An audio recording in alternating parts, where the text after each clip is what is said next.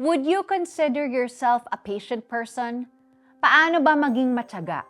Pakinggan natin ang ating devotion ngayon sa pagpapatuloy ng ating series na Fruit of the Spirit.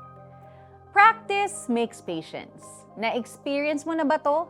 You started your day with a prayer, Lord, tulungan niyo akong maging mapagpasensya sa mga tao sa paligid ko.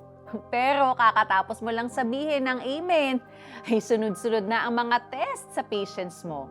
Just when you asked God to give you patience, it seemed that what you received were different ways to practice patience.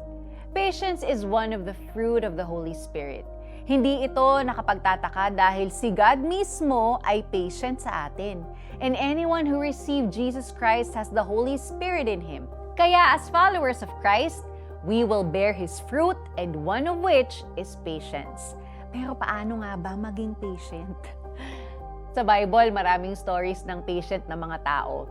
There's Abraham who waited 25 years for his son Isaac to be born.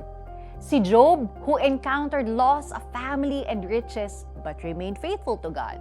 The Apostle Paul who was patient while being persecuted. At syempre, si Jesus Christ who endured many sufferings until He died for our sins at the cross. From their life stories, we can learn what it means to be patient. Patience means renewing our strength as we wait for God's plan to unfold. Isaiah 40:31. Trusting God amidst the chaos around us. Psalm 46 verse 10. Practicing restraint in responding and being mindful of our choice of words. Proverbs 25 verse 15. Bearing one another and making allowances for each other's faults. Ephesians 4 verse 2. And the list goes on. The more we respond with patience, the more we become Christ-like. Indeed, practice makes you patient. Let's pray. Lord, thank you for filling me with your Holy Spirit throughout the day.